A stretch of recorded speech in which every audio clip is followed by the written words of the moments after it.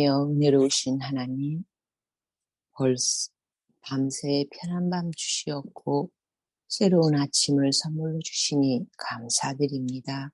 아멘. 힐탑 교회를 위하여 기도드립니다. 지금은 우리 교회가 여러 가지로 약하고 부족한 가운데 있지만 주님의 축복으로 많은 사람들이 하나님을 찾아 우리 교회로 발걸음하는 역사가 일어나게 하여 주시옵소서. 귀한 사명 감당하시는 목사님에게도 조금도 피곤치 아니하도록 영육간의 강건함을 주시고 또한 말씀의 권능을 부어 주시옵시고 또한 목사님의 수고와 헌신을 통하여 우리들의 믿음이 새로워지고 그 목사님이 전하시는 하나님의 말씀에 힘입어 우리들이 회개하는 자가 되고 위로받는 자가 되고 서로 사랑하는 자가 되고 서로 지혜로운 자가 되는 시간들로 살아가고 싶습니다. 아버지, 우리를 사랑하시는 아버지, 우리는 참으로 연약하옵니다. 그렇지만 오늘도 주어진 우리들의 삶 속에서 하나님을 찬양하며 감사드리는 기쁨의 하루가 되도록 아버지 동행하여 주세요. 모든 말씀 예수 그리스도의 이름으로 기도드리옵나이다. 아멘. 감사합니다. 감사합니다. 목소리도 고우시고 기도도 너무 잘하세요. 감사합니다. 감사합니다. 예, 오늘 이 13장 31절부터 38절까지 있는 말씀을 살펴보면서 은혜를 나누도록 하겠습니다. 그가 나간 후에 그는 누구죠? 유다. 유다는 그 조각을 받았음에도 불구하고 나갔고 밤이었다라고 했습니다. 그의 마음에 세상의 빛으로 오신 예수님을 거절하고 밤의 임금이 되는 마귀가 그 마음에 들어와서 이미 그 마음이 영적으로 밤이었고 나갔을 때 시간적으로 밤이 되었다라고. 그래서 그는 결코 다시 빛 가운데로 돌이킬 수 없는 발걸음을 띄었다라고 어제 말씀을 드렸습니다. 이제 13장 31절부터 17장 끝까지는 예수님께서 제자들에게 하시는 최후의 연설, 고별 강론을 말씀하십니다. 많은 경우에 있어서 이렇게 자신의 고별 설교, 고별 연설을 죽기 전에 하는 것이 성경 주요 인물들의 모습이었습니다. 야곱이 창세기 47장부터 49장까지, 모세는 신명기 전체가 그의 고별 설교입니다. 여호수아는 22장부터 24장, 다윗은 역대상 28장부터 29장까지, 그리고 바울은 사도행전 20장 17절로부터 38절, 혹은 그의 마지막 편지서라고 불려지는 디모데후서 3장 1절로 4장 8절에 자신이 죽기 전에 하는 고별 연설을 포함하고 있는데요. 이렇게 주님께서는 이제 십자가를 앞두고 고별 연설을 하는 고대 세계의 그런 성경이나 또 신구약 중간사에 있었던 그런 문학 장르로서의 모습도 이 요한복음은 드러내고 있습니다. 유다가 떠나는 것이 이 복음서 부분의 전환점이 되는 것 같습니다. 그가 떠남으로 예수께서는 처음으로 제자들에게 자유롭게 말씀할 수 있게 되었습니다. 이 13장 31절부터 35절에서 반복되는 단어가 있습니다. 무엇이죠?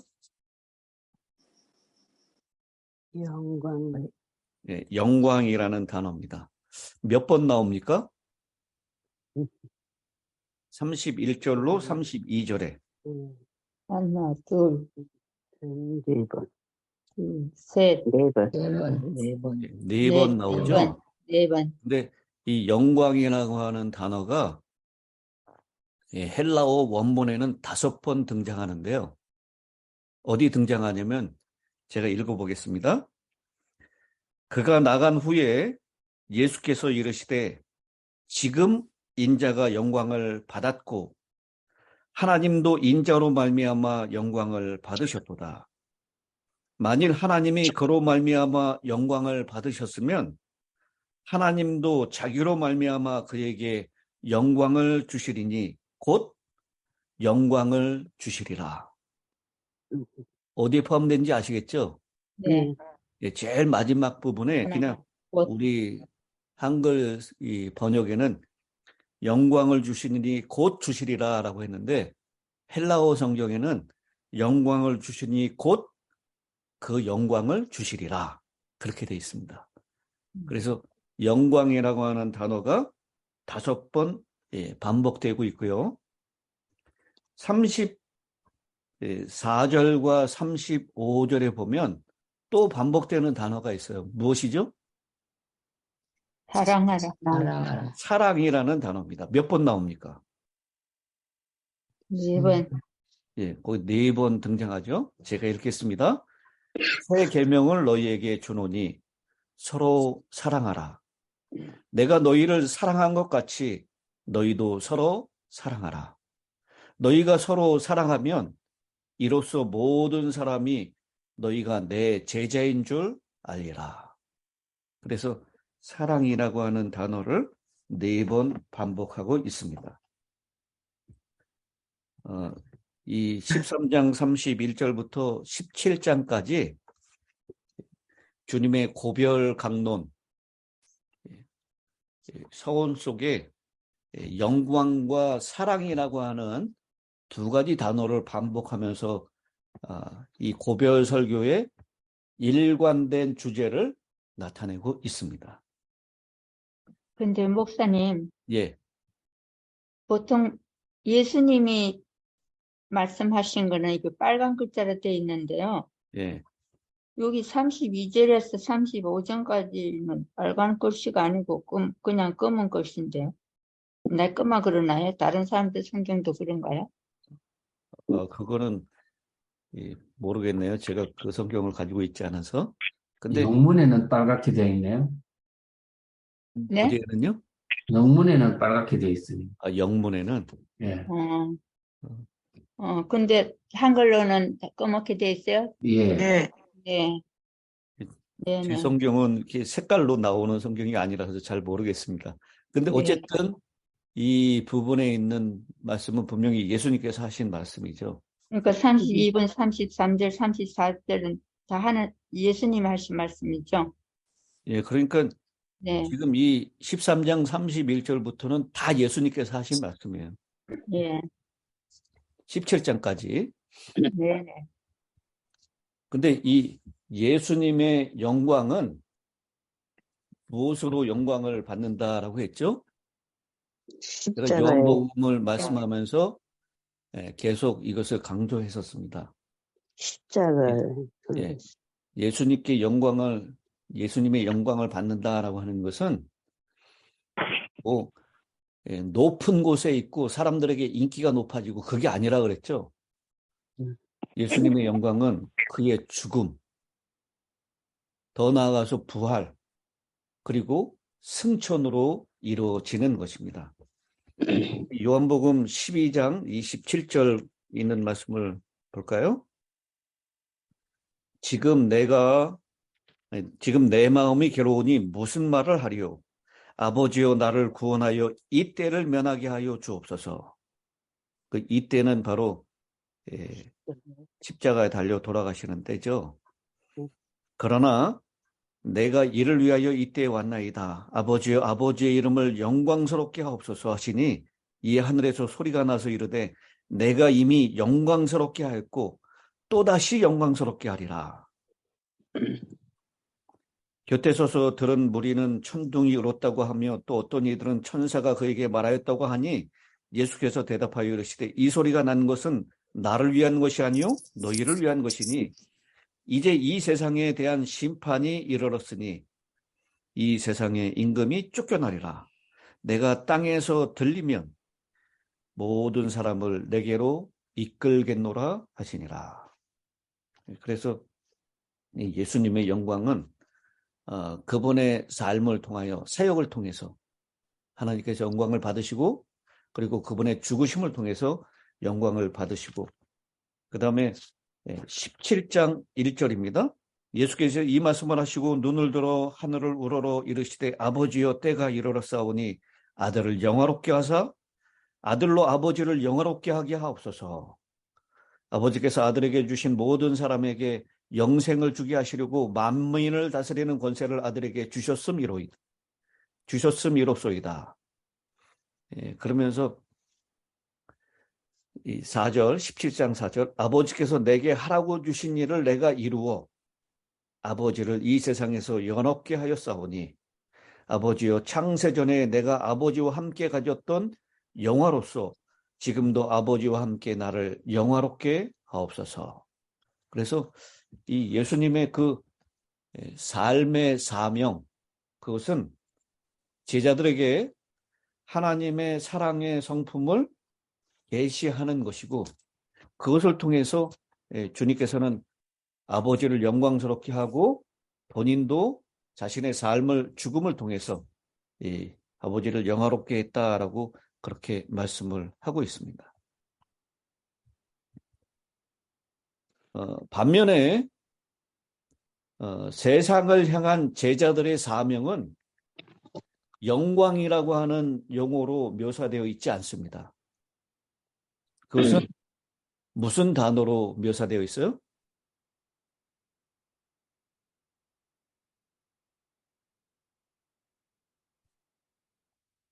31절, 32절에서는 영광이라고 하는 단어로 본인이 이 땅에 오셔서 이루어질 사명, 하나님의 품성을 온전히 드러내기 위하여 십자가에 달려 죽으시고 부활하시고 승천하시는 것까지 포함해서 주님의 사명을 영광이라고 묘사했다면 제자들의 사명은 무슨 단어로 묘사하고 있습니까?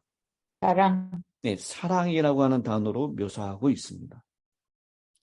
예수께서 사랑하시는데 서로 사랑하라. 내가 너희를 사랑한 것 같이 너희도 사랑하라 라고 했어요. 이 말씀이 마치 발을 씻기고 난 다음에 예수님께서 제자들에게 하셨던 것 같죠? 14절에 내가 주와 또는 선생이 되어 너희 발을 씻었으니 너희도 서로 발을 씻어주는 것이 옳으니라. 요한복음 13장은 예수님께서 자기 사람들을 사랑하시되 끝까지 사랑하시니라 라는 것으로 시작했다라고 했습니다. 그리고 제자들을 향해서 내가 너희를 사랑한 것 같이 너희도 서로 사랑하라. 내가 너희에게 발을 씻겨준 것 같이 너희도 서로 발을 씻겨줘라 라고 하는 말씀으로 이 세상을 향한 제자들의 사명을 묘사하고 있습니다. 발을 씻기시고 십자가의 죽으심으로 그들을 사랑하셨던 것처럼 너희들도 그런 사랑으로 사랑하라 라고 말씀을 하고 있는 것입니다. 그런데 이 사랑하라라고 하는 것을 지금 예수님께서는 무슨 계명이라고 말씀을 하고 있어요? 새 계명. 새 계명이라고 말씀을 하고 있습니다. 이 헬라어에서 새로운이라고 하는 것을 의미하는 단어가 두 개가 있습니다. 우리가 2023년을 새해라고 부르잖아요. 그 새로운 해라고 하는 것은 시간적으로 가장 최신의 것이라고 하는 의미이죠. 그런 의미를 나타내는 헬라어가 네오스라고 하는, 거기서 뉴라고 하는 것이 나왔죠. 뉴 이어, 네오스라는 단어가 있고요. 그 다음에 새로운이라고 하는 새 것을 가르칠 때 사용하는 단어 헬라어 중에 카이노스라는 단어가 있습니다. 그것은 전에는 전혀 사용되지 않은, 알려지지 않은 놀라운이라고 하는 의미를 담고 있습니다. 그렇다면 질문을 하나 드릴게요. 여기 예수님께서 새 계명을 너희에게 준다라고 할 때 그 새는 네오스일까요? 아니면 카이노스일까요? 어떤 것이겠습니까? 무슨 바이러스? 파이너스. 네오스일까요? 카이노스일까요? 그러니까 시간적인 순서로 옛날에는 옛 계명이 있었고 올드 계명이 있었고 뉴 계명이 있다. 그러니까 이제는 시간적으로 가장 최신의 것인 뉴 계명을 준다. 네오스. 아니면 전에는 전혀 없었던 알려지지 않은 놀라운 계명, 카이노스. 이 둘 중에 어느 것 같습니까? 파이너스. 놀라운. 예, 이 카이노스라는 단어를 사용했습니다. 이 새 계명이라는 표현을 통해서 주님께서 제자들에게 주신 계명은 제자들이 이전에 경험해 보지 못한 놀라운 것이었고 전혀 사용되지 않은 것이었고 알려지지 않은 것이었다라고 하는 것입니다. 예, 여러분 서로 사랑하라라고 하는 이 계명은 구약에도 있습니까? 예. 구약 그게 예. 어디에 나오죠? 출애굽기 레위기 19장 18절에 나옵니다. 레위기 19장 18절. 제가 읽어볼게요. 레위기 19장 18절. 원수를 갚지 말며 동포를 원망하지 말며 네 이웃 사랑하기를 네 자신과 같이 사랑하라. 나는 여호와니니라. 여기 네 이웃 사랑하기를 네 자신과 같이 사랑하라. 레위기 19장 18절에 이미 이웃을 사랑하라라고 하는 계명이 있었습니다. 그런데 여기 이 요한복음 14장 34절에 새 계명을 너희에게 주면서 서로 사랑하라라고 하는 것은 레위기 19장 18절에 있는 사랑하라라는 말하고는 완전히 다른 것입니다. 어떻게 다르죠?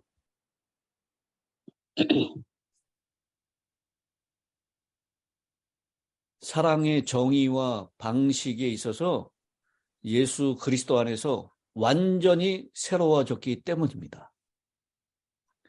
모든 사람들이 사랑이라는 감정을 본능적으로 가지고 있고 배울 필요가 없다라고 생각하지만 사랑은 주님으로부터 배워야 할 감정이고 삼위 하나님 안에서 새롭게 그 의미를 정립해야 합니다.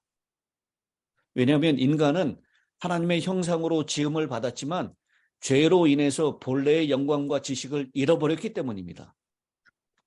하나님은 사랑이시다. 요한일서 4장 8절에 얘기했죠.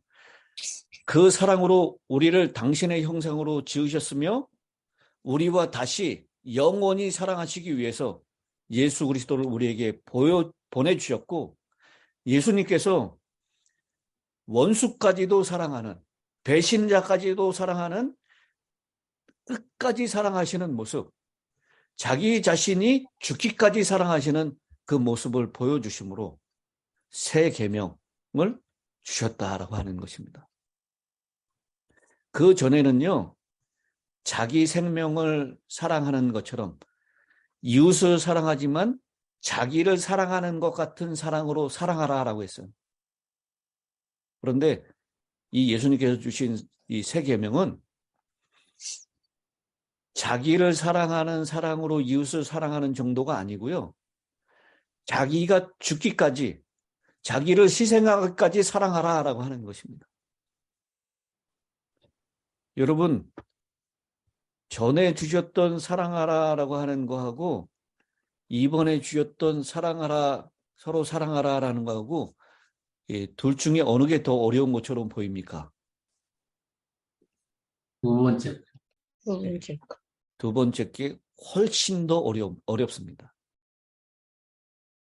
옛 계명은 사람들에게 이웃을 그들 자신과 같이 사랑하라라고 했지만 새 계명은 예수가 그들을 사랑하신 것 같이 이웃을 사랑하라라고 촉구하고 있습니다.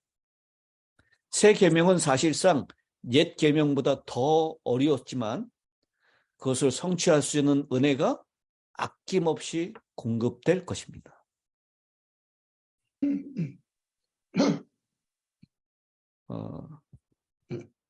그래서요, 예수님께서 33절에 작은 자들아, 우리 개역개정에는 소자들아 라고 표현하고 있죠. 이 작은 자들아, 소자들아 라고 하는 표현은 이 복음서 가운데서 오직 요한복음에만 나타나고 있습니다. 요한 1서에는 이 소자들아 라고 하는 표현이 좀 더 많이 나타납니다. 유대 교사들이 그들의 제자를 부를 때 내 자녀들아 라고 흔히 사용했는데 그와 비슷한 표현입니다.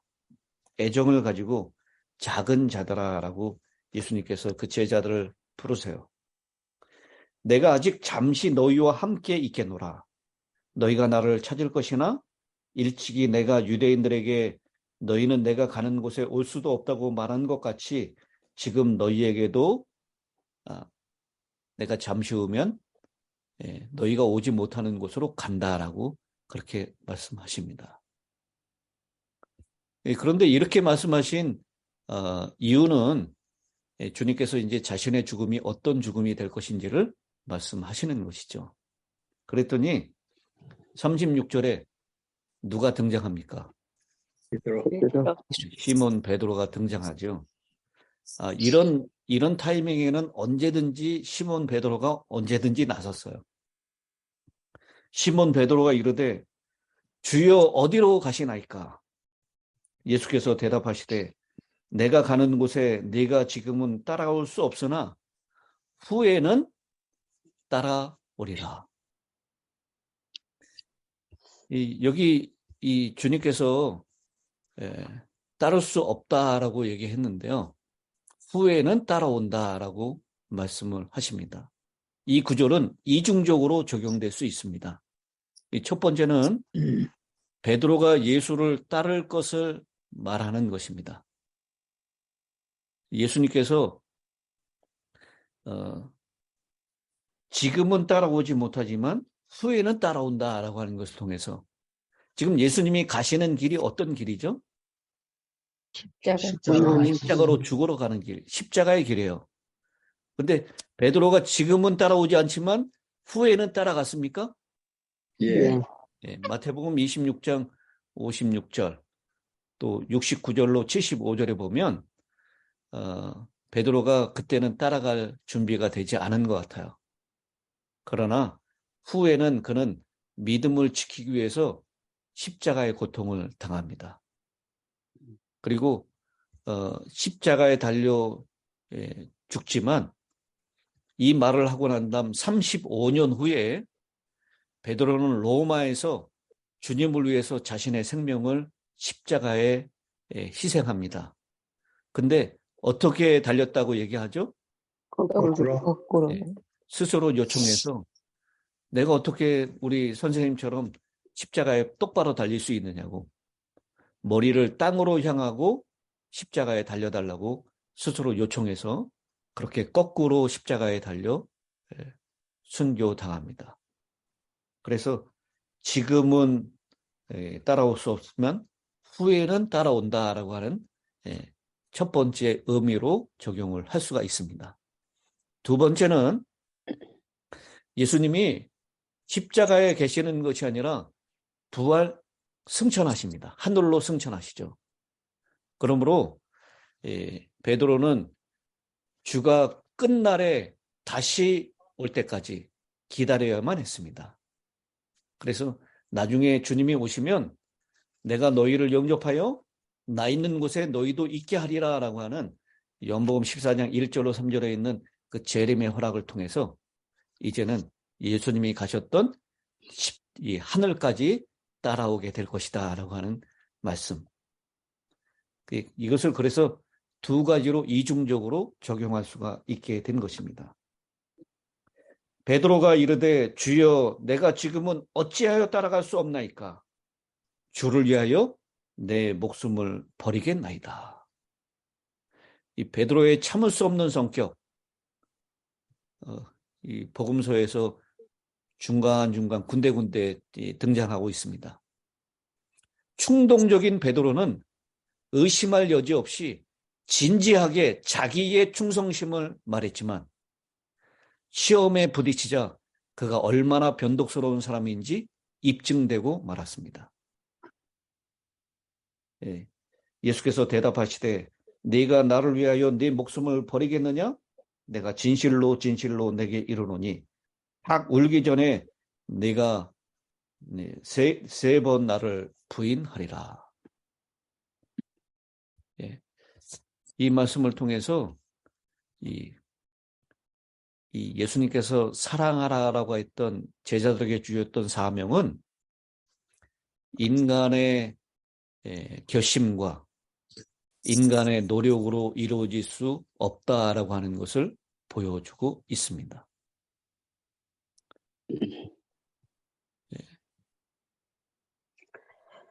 베드로는 이 예수님을 향한 사랑의 시발점이 자기 자신이었습니다.